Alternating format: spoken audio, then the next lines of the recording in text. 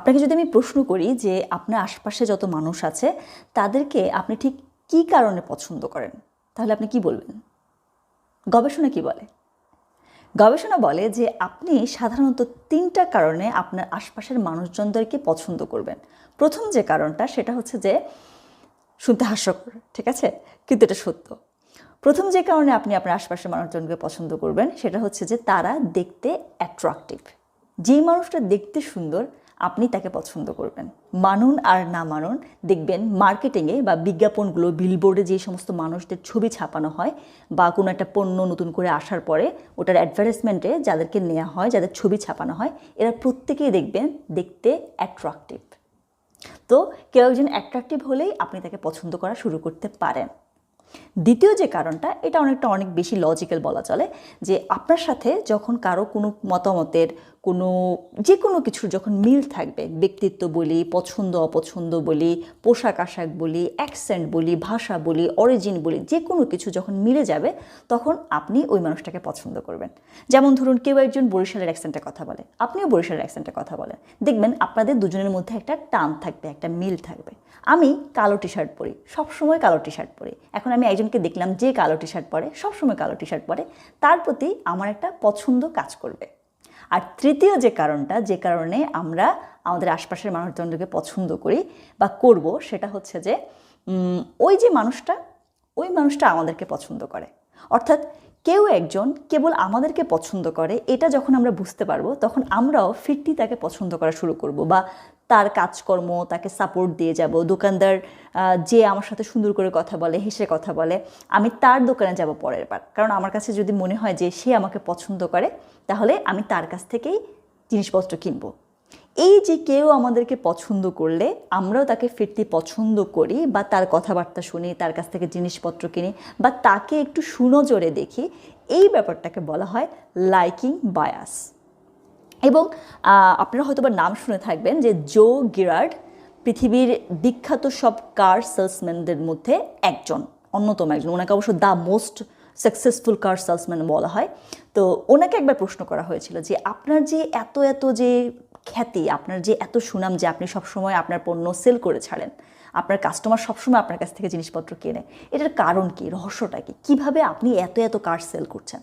তো তখন উনি যেটা উত্তর দিয়েছিল সেটা হচ্ছে যে, আপনি যদি আপনার কাস্টমারকে বিশ্বাস করাতে পারেন যে আপনি তাকে পছন্দ করেন, আপনি তাকে সত্যিই পছন্দ করেন এবং আপনি তার প্রতি কেয়ারিং, তাহলে এটার চেয়ে বড় অস্ত্র আর কিছু নেই। আপনার ওই কাস্টমার সবসময় আপনার কাছ থেকেই কিনবে। এবং ওনার এই যে ব্যাপারটা, এটা কেবল মৌখিক কথাবার্তা না, উনি যেটা করেন সেটা হচ্ছে প্রতি মাসে উনি ওনার কাস্টমারকে একটা করে কার্ড পাঠান, এবং যেখানে লেখা থাকে যে আই লাইক ইউ। এই যে আমি আপনাকে পছন্দ করি, এই বাক্যটা অত্যন্ত শক্তিশালী একটা বাক্য। কেউ আমাদেরকে পছন্দ করলে আমরা তাকে ফিরতে পছন্দ করি, এটা সাধারণ একটা বিষয়। তো এই জন্য এই মার্কেটিংয়ের দুনিয়াটা আমাদের এই পছন্দ করার যে ব্যাপারটা, এটাকে অস্ত্র হিসেবে ব্যবহার করে বা একটা কৌশল হিসেবে ব্যবহার করে আমাদেরকে এমন সব জিনিসপত্র খাওয়াচ্ছে, এমন সব জিনিসপত্র আমরা কিনছি যেগুলো আসলে আমরা খাওয়ার কথা না, যেগুলো আসলে আমরা কেনার কথা না। যেমন ধরুন, আপনারা নিশ্চয়ই যে ওয়াইল্ড লাইফ যে ক্যাম্পেইনগুলো হয়, কনজারভেশন যে ক্যাম্পেইনগুলো হয়, ওগুলোতে দেখবেন ছবি ছাপানো হয়। যেমন ধরুন, পান্ডার ছবি দিচ্ছে, পান্ডা বিলুপ্ত হয়ে যাচ্ছে। তারপর কোয়ালার ছবি দিচ্ছে, কোয়ালা বিলুপ্ত হয়ে যাচ্ছে। তারপর হচ্ছে একটা গরিলার ছবি দিয়ে বললো যে এদের জন্য আমাদেরকে ফান্ড কালেক্ট করতে হবে, আমাদেরকে বাঁচাতে হবে। পোস্টারে দেখবেন সুন্দর করে পান্ডার ছবি দেয়া, গরিলার ছবি দেয়া, কোয়ালার ছবি দেয়া। কিন্তু কোনোদিন কি দেখেছেন যে কোনো একটা পোস্টারে একটা মাকড়সার ছবি দেয়া, একটা কেঁচোর ছবি দেয়া? দেখেছেন কখনো? কখনোই দেখবেন না। কারণ আপনাকে তাই দেখানো হবে যা আপনি দেখতে পছন্দ করেন, যেটা দেখলে আপনার মায়া লাগবে। দেখবেন, যখন আমরা ফান্ড কালেক্ট করি দুস্থদের জন্য, তখন বেছে আমরা বাচ্চাদের ছবি ছাপাই, বাচ্চাদের, মহিলাদের, বা এমন সব ছবি যেগুলো দেখলে আমাদের মায়া লাগে, ঠিক আছে, আমরা পছন্দ করি, মায়া আসে আমাদের। তো এই যে ব্যাপারটা, এগুলো একটা মার্কেটিং স্ট্র্যাটেজি। তো এই লাইকিং বায়াসটাকে মার্কেটিং স্ট্র্যাটেজি হিসেবে ব্যবহার করার ফলে সবচেয়ে বেশি ভুক্তভোগী আমরা সাধারণ জনগণ যেখানে গিয়ে হই, সেটা হচ্ছে দোকানগুলো। বিভিন্ন সুপার মার্কেট বলি, বা কোনো একটা কাপড়ের দোকানে গেলাম, একটা শার্ট কিনতে গেলাম, সেখানে আমি শার্টের কোয়ালিটি না দেখে, সেলসম্যানের হাসি মুখ দেখে শার্ট কিনে নিয়ে আসি, এবং বাসায় আসার পর বুঝতে পারি এই বস্তু আমার কেনার কথা না। কিংবা আমার বাজেট যা ছিল তার বাইরে গিয়ে আমি দেখা যাচ্ছে তার 3 গুণ বেশি দাম দিয়ে একটা বস্তু বাসায় নিয়ে আসলাম। কেন? কারণ আমার কাছে মনে হয়েছে সেলসম্যান খুব ভালো, সে খুব হাসি মুখে আমার সাথে কথা বলেছে, সে আমাকে পছন্দ করে। এবং এই যে সমস্যাটা, এটা এড়ানোর জন্য রোলফ ডবেলি যার বই থেকে আমি এই লাইকিং বায়াস চ্যাপ্টারটা আলোচনা করছি, the art of thinking clearly বইটা, সেখানে শেষের দিকে গিয়ে বলেছেন যে আপনি যখন কাস্টমার হিসেবে একটা দোকানে যাবেন, যখন আপনি নিজে কনজিউমার, তখন আপনি যেটা করবেন সেটা হচ্ছে প্রোডাক্ট দেখুন, সেলসম্যানকে নয়। এবং আপনি চিন্তা করুন যে এখানে সেলসম্যান নেই, মাথা থেকে সেলসম্যানকে ভ্যানিশ করে দিন, কিংবা এমন একটা ভাবে প্রিটেন্ড করুন যে আপনি ওই সেলসম্যানকে পছন্দই করেন না। তো এই পর্যন্ত পড়ে এটা হচ্ছে শেষ লাইনটা, এবং এই চ্যাপ্টারটার নাম হচ্ছে you like me, you really really like me. তো এই চ্যাপ্টারটা যখন আমি পড়লাম, আমি সাধারণত এই বইটা আমি আমার ব্যাগে রেখে দিচ্ছি, the art of thinking clearly. এর আগেও বলেছিলাম এই বইয়ের অন্য একটা চ্যাপ্টার নিয়ে আমি আলোচনা করেছিলাম, সার্ভাইভারশিপ বায়াস। তো বইটা ব্যাগে রাখার কারণ হচ্ছে, আমি তখনও বলেছিলাম এই বইতে 99টা চ্যাপ্টার আছে, প্রত্যেকটা চ্যাপ্টারই 2-3 পৃষ্ঠা করে, এবং আমি সাধারণত বাসে বা ট্রেনে 2-একটা স্টপেজের মধ্যে কানেকশন যেগুলো থাকে, ওই কানেক্টিং যে সময়টা, ওই সময়টার মধ্যে আমি দেখা যাচ্ছে 2-একটা চ্যাপ্টার পড়ে, এবং বেশ মজা পাচ্ছিলাম বইটা পড়ে আমি। তো এই চ্যাপ্টারটা যখন আমি পড়ছিলাম, liking bias, you like me, you really really like me চ্যাপ্টারটার নাম, তো ওটা যখন আমি পড়ছিলাম, তখন পড়ার শেষ লাইনে যখন রোলফ ডবলি বললেন যে আপনি প্রিটেন্ড করুন যে এখানে সেলসম্যান নেই, কিংবা সেলসম্যানকে আপনি পছন্দই করেন না, তখন আমি হেসে ফেলেছিলাম, হ্যাঁ, মিটমিট করে হাসছিলাম। এবং হাসি মুখ থেকে যখন মাথাটা তুলে দেখলাম যে একটা ছেলে আমার দিকে তাকিয়ে আছে, বা আমার দিকে না, মানে বইয়ের দিকে তাকিয়ে আছে, সে বোঝার চেষ্টা করছিল কি এমন বই পড়ে আমি হাসছি। তো তখন আমি বইটা ব্যাগে ঢোকানোর আগে বইটাকে এমনভাবে ধরেছিলাম যেন মানে ছেলেটা বইটার নামটা পড়তে পারে আর কি। তো যাই হোক, এটা হচ্ছে আমার এই the art of thinking clearly বইয়ের বিভিন্ন পছন্দের চ্যাপ্টারগুলোর একটা হচ্ছে এটা। আপনারা যদি বইটা কেনার কোনো অপশন থাকে, যদি দেশে যদি অ্যাভেলেবেল হয়, তাহলে বইটা অবশ্যই কিনে ফেলবেন, আমি রেকমেন্ড করলাম। অত্যন্ত চমৎকার একটা বই। এবং যদি না কিনতে পারেন তাহলে তো আমি আছি, আমি দেখা যাচ্ছে 99টা চ্যাপ্টারের মধ্যে 99টা চ্যাপ্টারের হয়তো বা আমি বর্ণনা দিব না, কিন্তু যে 2-একটা চ্যাপ্টার আমার বেশি ভালো লাগে, সেই 2-একটা চ্যাপ্টার বা 2-একটা বায়াস বলি, ফ্যালাসি বলি, কনসেপ্ট বলি, থিওরি বলি, যাই বলি, ওগুলো নিয়ে আমি আলোচনা করব। তো আজকের কথাবার্তা এই পর্যন্তই থাকুক, দেখা হবে আপনার সাথে আমার অন্য কোনো ভিডিওতে অন্য কোনো বিষয় নিয়ে। সে পর্যন্ত ভালো থাকুন, সুস্থ থাকুন, নিরাপদ থাকুন। আল্লাহ হাফেজ।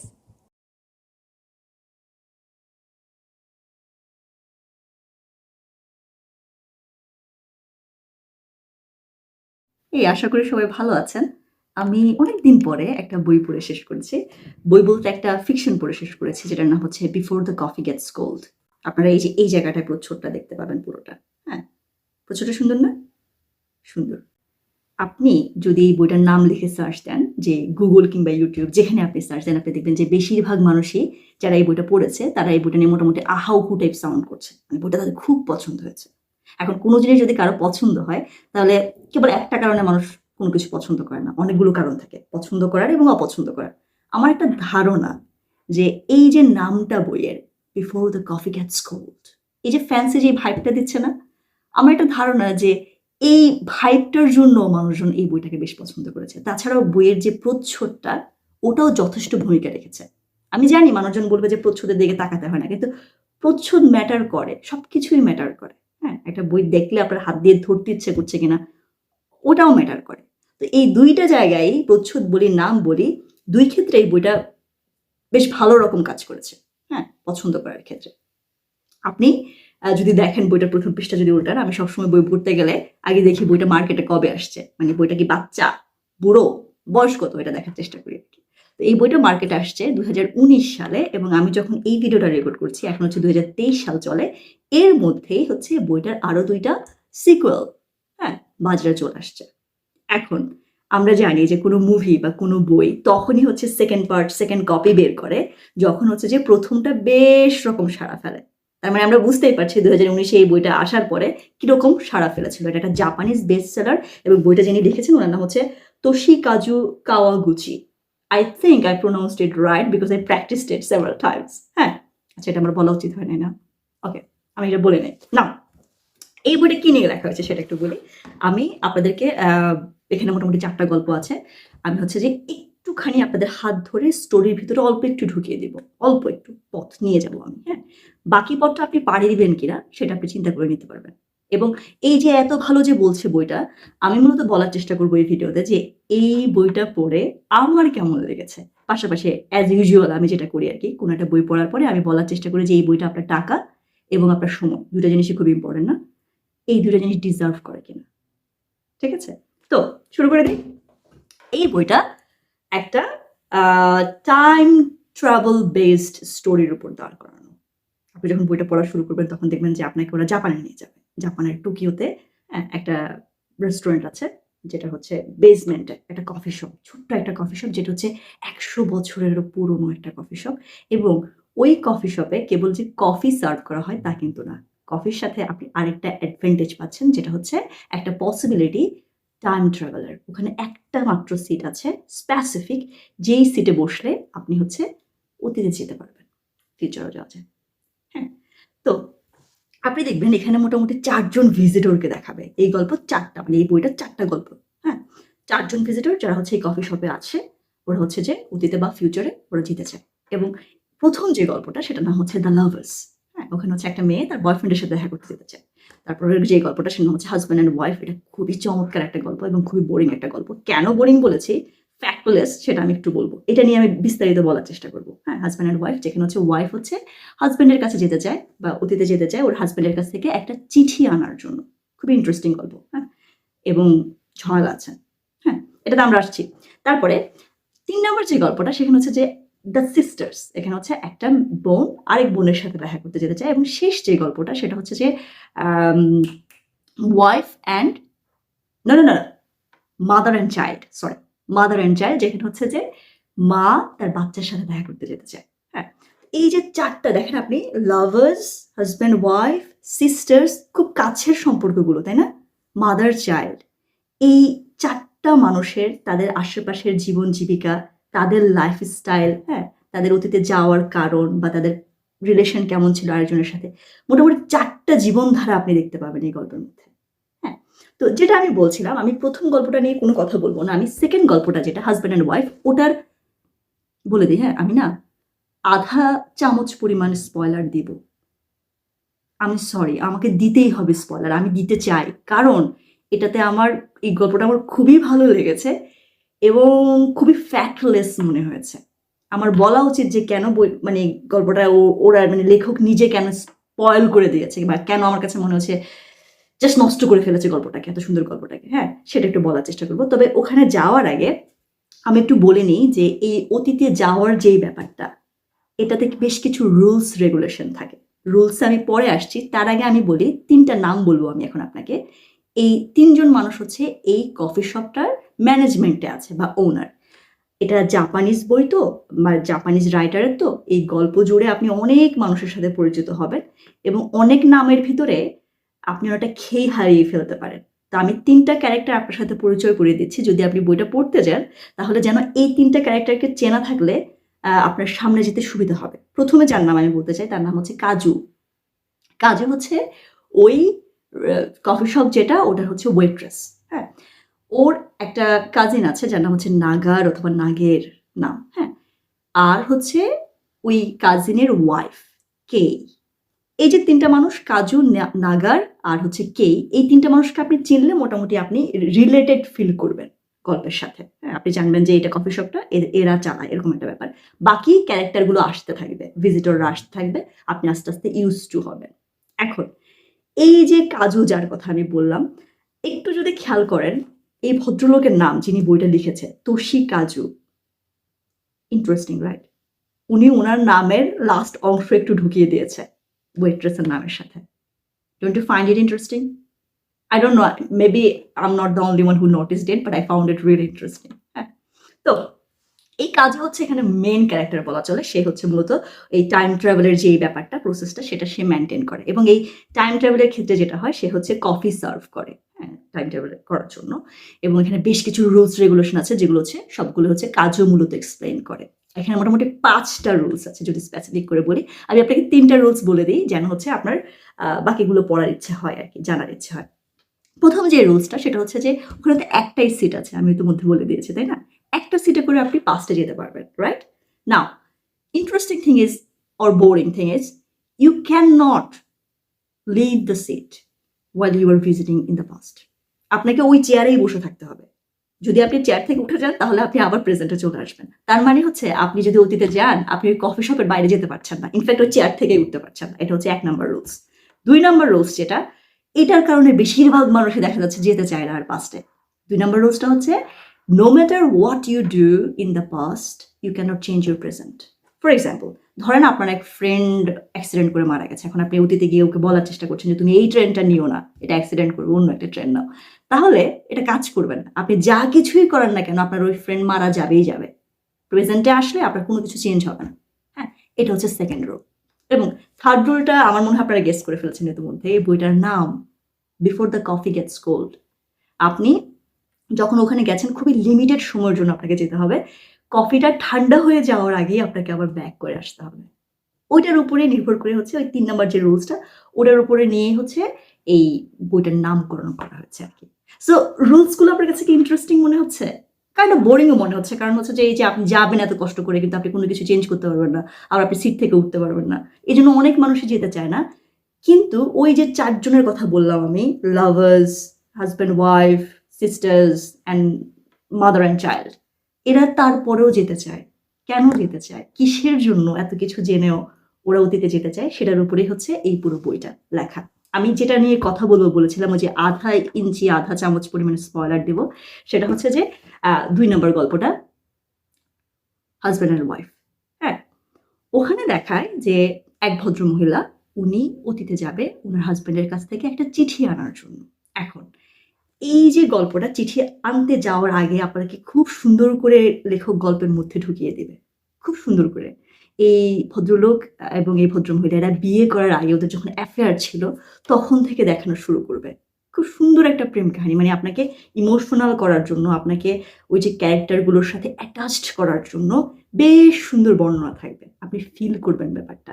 এই যে হাজব্যান্ড অ্যান্ড ওয়াইফ এদের যখন অ্যাফেয়ার থাকে তখন দেখা যাচ্ছে যে দেখায় যে ওয়াইফ মানে এই ভদ্রমহিলা লোকটাকে অনেক চিঠি লেখে, কিন্তু লোকটা না চিঠি লিখতে বা পড়তে পারতো না, যার কারণে সে ঠিকমতো রিপ্লাই দিতে পারতো না। ওরকম একটা সিচুয়েশন থেকে আপনাকে টেনে একটা জায়গায় আনবে যেখানে হচ্ছে এই ভদ্রলোক তার ওয়াইফকে একটা চিঠি লেখে। হ্যাঁ, এখন একটা কাহিনী আছে এখানে। এই ভদ্রলোক যখন চিঠিটা লেখে তারপরে হচ্ছে যে উনি একটা রোগে আক্রান্ত হয় যেটার নাম হচ্ছে আলজাইমার। এবং এই রোগের মেইন জিনিস যেটা সেটা হচ্ছে যে মেমোরি লস হতে শুরু করে। হ্যাঁ, একটা সময় দেখা যায় এই ভদ্রলোক ওনার ওয়াইফকেই ভুলে যায়, ওয়াইফের নামটা পর্যন্ত ভুলে যায়, চেহারা ভুলে যায়। এবং এরকম একটা সিচুয়েশনে নিয়ে আসে যখন উনি ওনার ওয়াইফকে আর মনে করতে পারছে না, তখন হচ্ছে ওয়াইফ পাস্টে যাওয়ার চেষ্টা করে। ওই যে চিঠিটা, যে লোক চিঠি পড়তে পারতো না, লেখা তো দূরে থাক, সে একটা চিঠি লিখেছে তাকে, কিন্তু সেটা সে দিতে পারে নাই, সে ভুলেও গেছে সবকিছু। সো ওইটা আনার জন্য দেখা যাচ্ছে এই ভদ্রমহিলা অতীতে যেতে চায়। খুবই ইমোশনাল একটা ব্যাপার, তাই না? কারো মাথায় কি এই জিনিসটা আসছে একবারের জন্য যে যদি আপনি আপনার হাজব্যান্ডের কাছ থেকে একটা চিঠি আনতে যেতে চান পাস্টে, আপনি কি ধরেই পাস্টে চলে যাবেন, নাকি অ্যাটলিস্ট একবার হলেও আপনি একটু বাসায় গিয়ে সার্চ দিয়ে দেখবেন যে রুমে চিঠিটা আছে কিনা? আমি জানি না আপনার কাছে খুবই হাস্যকর মনে হবে কিনা, আমি পুরো গল্পটা পড়ছিলাম আর আমার কাছে মনে হচ্ছে যে তুমি পাস্টে কেন যাচ্ছ, তুমি অ্যাটলিস্ট 2 মিনিটের জন্য একবার রুমে যাও, রুমে গিয়ে সার্চ দিয়ে বলো যে হ্যাঁ পাই নাই। এক্সপ্লেনেশন আমি চাই। Why the heck would you go in the past while you can go back at your home? I didn't get it, man. I really didn't get it. হতে পারে যে আমি হয়তোবা একটা পৃষ্ঠা পড়তে গিয়ে, হয় না মাঝে মাঝে যে পৃষ্ঠা উল্টাতে গিয়ে 2টা পৃষ্ঠা উল্টে যায়, যদি এই গল্পের মধ্যে এই ঘটনার কোনো এক্সপ্লেনেশন না দিয়ে থাকে, যদি আমি স্কিপ করে না যাই, তাহলে আমি বলবো যে রাইটার গল্পটা জাস্ট রুইন করে ফেলেছে। জাস্ট এই ফ্যাক্টটাকে স্কিপ করে, যে আমি যদি আমার হাজব্যান্ডের কাছ থেকে একটা চিঠি আনতে চাই, আমি তো জানি আমরা তো একই সাথে থাকি, আমি তো আগে বাসায় গিয়ে সার্চ দিব না, তার রুমে আগে দেখবো, না পেলে পরে আমি যেতে পারি ওই দিন যেদিন তার কাছে চিঠিটা ছিল। রুমে সার্চ না দিয়ে অতীতে পাঠায় দেওয়ার ব্যাপারটা একদম ফ্যাক্টলেস, একদম। যদি আমি স্কিপ করে যাই, okay fine, that's my fault. কিন্তু যদি আমি স্কিপ না করি এবং এই বইতে যদি আসলে কোনো বর্ণনা না থাকে যে কেন সে একবারের জন্য বাসায় খোঁজ না করে চিঠি আনার জন্য অতীতে চলে গেছে, তারা আমি বলবো যে হ্যাঁ, রাইটার চাইলেই সব কিছু লিখতে পারে, তার ফ্রিডম আছে, কিন্তু তাই বলে বুলশিট লিখবে কেন? ফ্যাক্ট কাজ করতে হবে তো না? এই একটা জিনিস আমার কাছে মনে হচ্ছে বইটা পুরা নষ্ট করে ফেলেছে, একদম এই গল্পটা পুরো নষ্ট করে ফেলেছে এই একটা জিনিসটা দিয়ে। বাকি যে গল্পগুলো আছে এই গল্পটাও সুন্দর, অনেক সুন্দর, জাস্ট এই একটা জিনিস যদি আমাকে এক্সপ্লেন করতে পারতো তাহলে আমার কাছে মনে হতো যে হ্যাঁ আমি একটা ভালো বই পড়েছি। হ্যাঁ, এই জিনিসটার জন্য আমার কাছে মনে হচ্ছে গল্পটা পুরো নষ্ট করে ফেলেছে, বইটার অর্ধেক সৌন্দর্য নষ্ট করে ফেলেছে। কিন্তু আপনি যখন বইয়ের এন্ডে যাবেন, একদম শেষের দিকে, তখন আপনি খুব চমৎকার একটা মেসেজ পাবেন লেখকের কাছ থেকে। আপনি একটা কন্ডিশনের কথা বলেছি না যে আপনি অতীতে গেলেও আপনার প্রেজেন্টটা চেঞ্জ করতে পারবেন না, no matter what you do, right? কিন্তু আপনি যখন বইটা পড়ে শেষ করবেন তখন আপনি এই মেসেজটা পাবেন যে আজকের এই দিনটাই কিন্তু কয়েকদিন পরে আপনার পাস্ট। সো আপনি হয়তোবা এখন বসে, বসে চিন্তা করছেন যে আমি যদি অতীতে যেতে পারতাম, এই চেঞ্জ করে ফেলতাম, ওই চেঞ্জ করে ফেলতাম। কিন্তু ওইটা চিন্তা না করে আপনি যদি আজকে অ্যাকশনটা নেন, আজকেই কিন্তু পাস্ট হয়ে যাচ্ছে আগামী ২ দিন পরে। সো আজকে যদি আপনি অ্যাকশন নেন তাহলে হয়তোবা আপনি আপনার পাস্ট চেঞ্জ করতে পারেন না, কিন্তু আপনি আপনার ফিউচার চেঞ্জ করতে পারবেন। এই যে মেসেজটা, এটা একটা চমৎকার মেসেজ ছিল। চমৎকার একটা মেসেজ ছিল যে you can change your future. This is actually our past. এই যে প্রেজেন্টটা, এটাই তো পাস্ট হয়ে যাচ্ছে। সো পাস্টে কি করেছি সেটা চিন্তা না করে বরং আজকে হালটা ধরি। হ্যাঁ, এই মেসেজটা আমার কাছে খুবই ভালো লেগেছে। খারাপ লাগার মধ্যে বইটা একটু স্লো স্টোরি টেলিং মনে হয়েছে। আমি মাঝে, মাঝে খুব বোর হয়েছি। আর হচ্ছে যে অনেকগুলো জাপানিজ নাম ছিল তো আমি মাঝে খেই হারিয়ে ফেলেছিলাম যে কে যে আসলে কি। হ্যাঁ, এরকম মনে হয়েছিল। আর ওই যে ওই হাজব্যান্ড অ্যান্ড ওয়াইফে ওই ফ্যাক্টটা এক্সপ্লেইন না করে আমার পুরো মাথা খারাপ করে দিয়েছে এরা। যদি কেউ বইটা পড়ে থাকেন এবং কারোর কাছে যদি এটার এক্সপ্লেনেশন থাকে, please let me know, I would love to know. আমি আজকের ভিডিও বড় করি না, ও মা অনেক বড় হয়ে গেছে, শেষ করে দিচ্ছি।